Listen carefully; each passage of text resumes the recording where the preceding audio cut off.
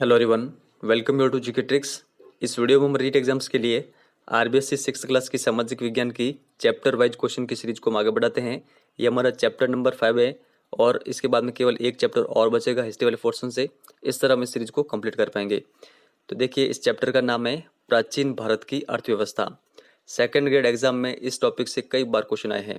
रीट में भी इस चैप्टर से क्वेश्चन बनते हैं, तो आपको ईमानदारी के साथ हर क्वेश्चन तक अपनी पहुंच रखनी है और अपनी तैयारी को परखना है।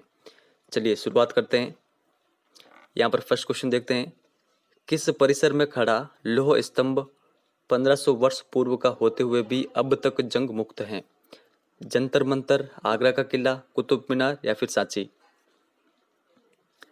तो देखिए, इसका करेक्ट आंसर होगा कुतुब मीनार परिसर में खड़ा जो लौह स्तंभ है वो है 1500 वर्ष पूर्व का।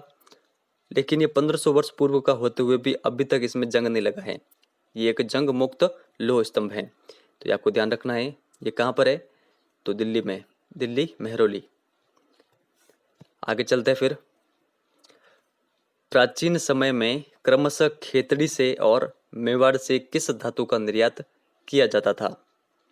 तो आपको बताना है इनमें से करेक्ट आंसर क्या होगा। तो देखिए, इसका करेक्ट आंसर होगा खेतड़ी से तो निर्यात किया जाता था तांबा का, मेवाड़ से निर्यात किया जाता था जस्ता का। यहाँ पर ऑप्शन नंबर सेकंड हमारा करेक्ट आंसर होगा। आगे देखते हैं फिर। भारतीय सामग्री के प्रयोग के कारण रोमन साम्राज्य से सोना बाहर की ओर जा रहा है, यह कथन है डॉक्टर वाइलेकर, प्लिनी, विल्सन, टॉमस? तो देखिए, ये जो कथन दे रखा है ये कथन है प्लिनी का। यहाँ पर ऑप्शन नंबर सेकंड हमारा करेक्ट आंसर होगा। तो ये आपको ध्यान रखना है। आगे चलते हैं फिर। भारतीय किसान एक औसत अंग्रेज किसान की तरह अच्छा है और कुछ मायनों में तो इससे भी श्रेष्ठ हैं, यह कथन किसका है? यानी किसने भारतीय किसानों की प्रशंसा की है? तो देखिए, ये की गई है डॉक्टर वाइलेकर के द्वारा। ये आपको ध्यान रखना है। ऑप्शन नंबर फर्स्ट हमारा करेक्ट आंसर होगा। आगे देखते हैं। यहाँ पर निम्न में से असत्य कथन है। देशी व्यापार के लिए प्राचीन भारत में दो प्रमुख मार्ग थे, उत्तरापथ और दक्षिणापथ। इनका उल्लेख महाभारत एवं बौद्ध व जैन ग्रंथों में भी मिलता है। दोनों सही है या फिर कोई भी सही नहीं है? तो देखिए, इसका जो करेक्ट आंसर होगा, यहाँ पर पूछ क्या रहे हैं कि निम्न में से कौन सा असत्य कथन है। तो देखिए, ये दोनों कथन तो सत्य हैं। तो यहाँ पर ऑप्शन नंबर डी हमारा करेक्ट आंसर होगा, कोई नहीं। अगर यहाँ पर पूछते कि कौन सा कथन सत्य है तो फिर ये होता कि दोनों कथन ये सत्य हैं। तो ये आप ध्यान रखिएगा। आगे देखते फिर। उत्तरापथ में निम्नलिखित में से कौन सा स्थान नहीं आता था? ताम्रलिप्ति, बल्ख, पैठन, पुष्कलावती? तो देखिए, इसका करेक्ट आंसर होगा ऑप्शन नंबर थर्ड, पैठन नहीं आता था उत्तरापथ में। तो ये आपको ध्यान रखना है कौन कौन से स्थान आते थे। ताम्रलिप्ति है, बल्ख है और पुष्कलावती है। आगे चलते फिर। जिस समय पश्चिमी यूरोप में असभ्य जातियां निवास करती थी, भारत अपने शासकों के वैभव तथा शिल्पकारों के उच्च कोटि की कला के लिए विख्यात था, ये कथन किसका है? तो देखिए, यहाँ पर जो कथन दे रखा है ये कथन है भारतीय औद्योगिक आयोग की जो रिपोर्ट है 1916 उसका। तो ये आपको ध्यान रखना है। आगे चलते हैं फिर। यह कथन किसका है कि भारतीयों को अनादिकाल से लोहे जलाने की कला का ज्ञान रहा है? ये क्वेश्चन कई बार एग्जाम में आया हुआ है। तो देखिए, यहाँ पर ये जो कथन दे रखा है भारतीयों को अनादिकाल से लोहे गलाने की कला का ज्ञान रहा है, तो ये कथन है ऑप्शन नंबर थर्ड, विल्सन का। ये आप ध्यान रखिएगा। आगे चलते हैं। इथियोपिया से भारत क्या आयात किया जाता था? तो देखिए, इथियोपिया से भारत में आयात होता था ऑप्शन नंबर फर्स्ट, हाथी दांत को आयात किया जाता था। इसके अलावा एक चीज और है, वो भी आपको ध्यान रखना है, सोना। सोना और हाथी दांत ये आयात होते थे भारत में इथियोपिया से। आगे देखते फिर। राजस्थान के किस स्थान से हमें मौर्य कालीन लोहा गलाने की भट्टियों के अवशेष प्राप्त हुए हैं? बैराट से, कालीबंगा से, गणेश्वर से या फिर इस्वाल से? तो देखिए इसका करेक्ट आंसर होगा ऑप्शन नंबर 4। जो इस्वाल स्थान है वहां से हमें लोहा गलाने की भट्टियों के अवशेष प्राप्त हुए हैं। ये आपको कंटिन्यूसली ध्यान रखना है। ऑप्शन नंबर 4 हमारा करेक्ट आंसर होगा।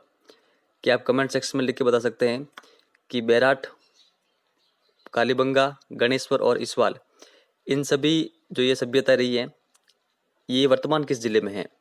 अगर आपको आता है तो कमेंट सेक्शन में लिख के जरूर बताएं। आगे देखते हैं फिर,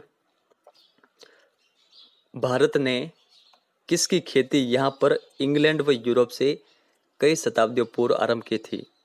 सरसों की, गेहूं की, आम की या फिर बाजरा? तो देखिए इसका करेक्ट आंसर होगा ऑप्शन नंबर 2, गेहूं की। आगे चलते हैं फिर, यूनान में ढाका की मलमल किस नाम से बिकती थी? तो देखिए यूनान में ढाका की जो मलमल है ये बिकती थी गंगेतिका के नाम से।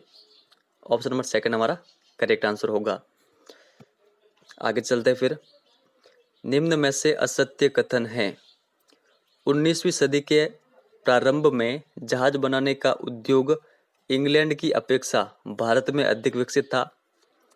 इस समय भारत में ढाका की जो मलमल की साड़ियाँ हैं, यहाँ पर ये साड़ी है, साड़ी की दुनिया भर में मांग रही थी। दोनों या फिर कोई नहीं? तो देखिए इसका करेक्ट आंसर होगा, यहाँ पर जो दोनों कथन दे रखे हैं ये दोनों कथन तो सत्य हैं, लेकिन हमसे पूछ रहे हैं कि यहाँ पर असत्य कथन कौन सा है। तो यहाँ पर कोई भी असत्य नहीं है। तो ये दोनों फैक्ट आपको ध्यान रखने हैं। आगे देखते फिर, दक्षिणापथ कितनी दिशाओं में जाता था? 1 दिशा में, 2 दिशा में, 3 या फिर 4? नॉर्मल क्वेश्चन है, तो देखिए इसके बारे में आपको पता होना चाहिए कि जो दक्षिणापथ है ये 2 दिशाओं में जाता था। ऑप्शन नंबर 2 हमारा करेक्ट आंसर होगा। आगे देखते हैं, प्राचीन काल में विंध्य पर्वतमाला के दक्षिणी भाग को किस नाम से जाना जाता था? उत्तरापथ, दक्षिणापथ, जी रोड या फिर कोई नहीं? तो देखिए इसका करेक्ट आंसर होगा ऑप्शन नंबर 2, दक्षिणापथ के नाम से जाना जाता था।